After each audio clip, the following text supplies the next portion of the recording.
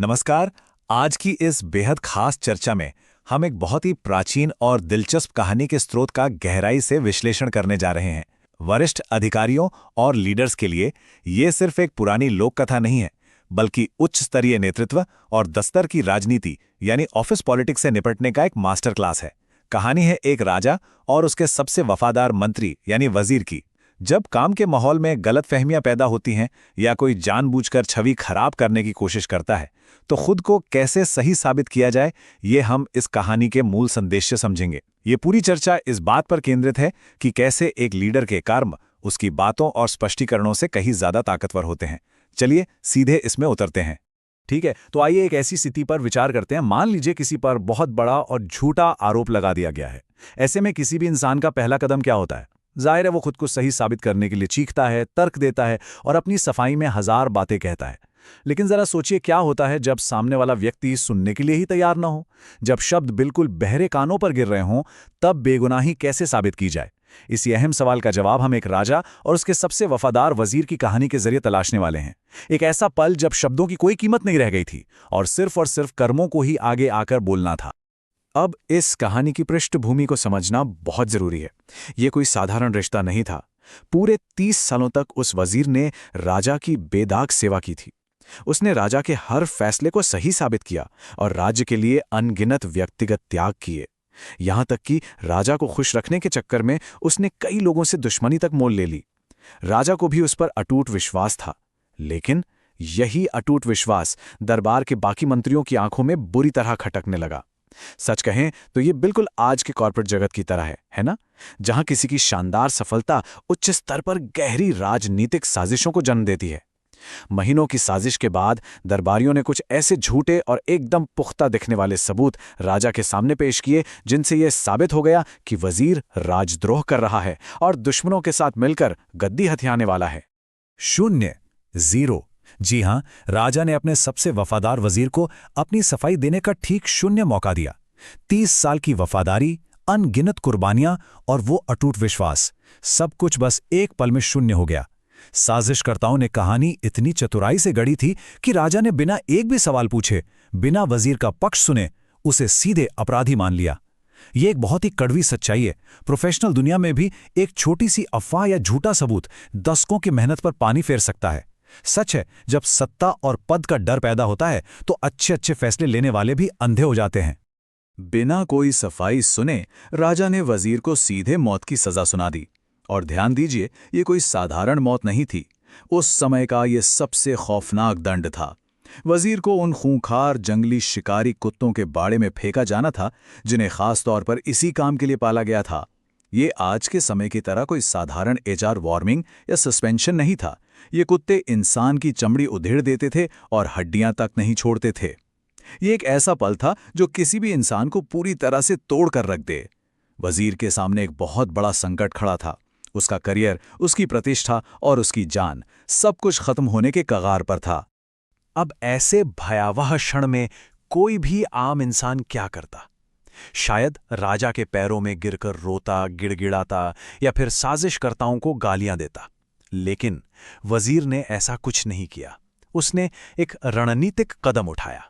उसने राजा से केवल 10 दिन की मोहलत मांगी। वजीर ने कहा कि वो मरने से पहले अपना सारा कर्ज चुकाना चाहता है और अपनी संपत्ति अपने बच्चों में बांटना चाहता है, ताकि उसके जाने के बाद उन्हें कोई परेशानी ना हो। राजा ने इस आखिरी इच्छा को मान लिया और सजा को 10 दिन के लिए टाल दिया। ये वजीर का एक बहुत ही शानदार और शांत दाव था। सोचिए, जब हर कोई उम्मीद कर रहा था कि वजीर टूटेगा, तब उसने वक्त मांगा। मोहलत मिलते ही वजीर अपने घर गया, लेकिन रोने या हार मानने के लिए बिल्कुल नहीं। उसने 100 सोने के सिक्के लिए और सीधा उस व्यक्ति के पास पहुंचा जो उन खूंखार कुत्तों की देखभाल करता था। वजीर ने उसे वो 100 सोने के सिक्के दिए और बदले में सिर्फ एक चीज मांगी: अगले 10 दिनों तक उन कुत्तों के साथ समय बिताने और उनकी देखभाल करने की अनुमति। रखवाले ने रिश्वत स्वीकार कर ली और फिर अगले 10 दिनों तक वजीर ने अपना पूरा समय उन कुत्तों को दिया।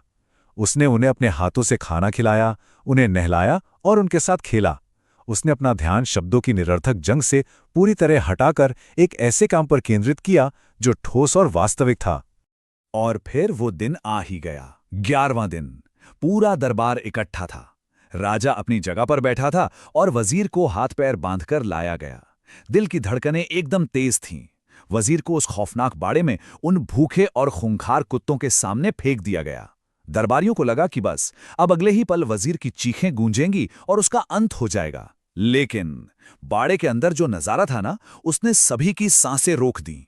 वो खूंखार कुत्ते वजीर को खाने या उस पर हमला करने के बजाय प्यार से उसके ऊपर कूद रहे थे। वे उसके पैर चाट रहे थे और उसके साथ खेल रहे थे। यह सच में एक चमत्कार जैसा था। हिंसक जानवर एक इंसान के सामने अपना सारा गुस्सा भूलकर वफादारी दिखा रहे थे। पूरा का पूरा दरबार सन्न रह गया था। हैरान राजा ने जब पूछा कि आखिर ये क्या जादू है, तो वजीर ने जो जवाब दिया वो किसी भी लंबे चौड़े भाषण से ज्यादा प्रभावशाली था। उसने बेहद शांति से कहा, महाराज, मैंने इन जंगली जानवरों की सिर्फ 10 दिन सेवा की और ये मेरी वफादारी नहीं भूले। लेकिन आपने चंद दरबारियों की बातों में आकर मेरे 30 साल के विश्वास को एक पल में मिटा दिया और मुझे मौत की सजा सुना दी। क्या गहरी बात है। ये एक ऐसा वैचारिक प्रहार था जिसने राजा को भीतर तक झकझोर कर रख दिया। राजा बहुत शर्मिंदा था।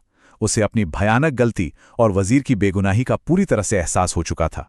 राजा ने तुरंत सजा रद्द कर दी और वजीर को उसका पुराना सम्मानजनक पद वापस लौटा दिया। इसके साथ ही राजा ने उन सभी साजिशकर्ता दरबारियों को वजीर के हवाले कर दिया और कहा कि अब इनकी सजा वजीर खुद तय करेगा। अब देखिए, वजीर चाहता तो उन सभी को उसी बाड़े में फेंकवा सकता था, लेकिन उसने उन्हें माफ कर दिया। अगर वो बदला लेता तो वो भी उन्हीं दुश्मनों के स्तर तक गिर जाता। लेकिन माफी चुनकर उसने अपने चरित्र को और भी ऊंचा कर लिया। उसकी इस अप्रत्याशित कृपा ने दुश्मनों को पूरी तरह से निशस्त्र कर दिया और राजा की नजरों में उसका पेशेवर कद पहले से भी कई अधिक विशाल हो गया। तो यहां सबसे महत्वपूर्ण बिंदु यह है कि इस प्राचीन कथा का हमारे आज के जीवन से क्या संबंध है। यह विश्लेषण सीधे तौर पर आधुनिक पेशेवर गतिशीलता यानी मॉडर्न वर्कप्लेस डायनामिक्स की बात करता है। एक लीडरशिप कोच के नजरिए से देखा जाए तो जब कार्यस्थल पर कोई काम का श्रेय छीन ले या किसी टीम के विवाद को सुलझाना हो तो हताश होकर बहस करना या अपनी सफाई पेश करना अक्सर कमजोरी माना जाता है। इसके बजाय ऊर्जा को ठोस काम में लगाना चाहिए। दैनिक जीवन में 3 आदतें बहुत जरूरी हैं। पहली, तुरंत प्रतिक्रिया देने से बचें और शांत रहें। दूसरी, अपने काम से अपनी उपयोगिता साबित करें। और तीसरी, विरोधियों के प्रति अप्रत्याशित कृपा दिखाएं। जब बदले की भावना छोड़कर आगे बढ़ा जाता है तो एक प्रोफेशनल स्वचालित रूप से नेतृत्व की उस श्रेणी में पहुंच जाता है जहां दुनिया के शीर्ष 1% लीडर्स मौजूद हैं। और अंत में यह कहानी एक बहुत ही गहरा विचार छोड़कर जाती है। कार्यस्थल हो या निजी जीवन, कभी न कभी ईमानदारी और चरित्र की परीक्षा जरूर होती है। जब वो समय आए और चारों तरफ से सवाल उठें तो ये तय करना होगा कि हथियार क्या होगा। क्या शब्दों की उस हताश जंग में उलझना सही है जहां कोई सुनना ही नहीं चाहता, या फिर उस वजीर की तरह अपने काम, अपने संयम और अपने आकाट्य कर्मों को खुद अपनी गवाही देने का मौका दिया जाए। हमेशा याद रखना चाहिए, एक मजबूत चरित्र को कभी शब्दों के सहारे की जरूरत नहीं होती। उसके कर्म ही उसकी सबसे ऊंची आवाज होते हैं। और यही पेशेवर साजिशों के खिलाफ अंतिम और सबसे बड़ा बचाव है। इस गहन विचार के साथ आज की ये चर्चा यहीं समाप्त होती है। इस दृष्टिकोण को अपनाने से दफ्तर की कई जटिल समस्याएं बिना कुछ कहे ही सुलझ सकती हैं।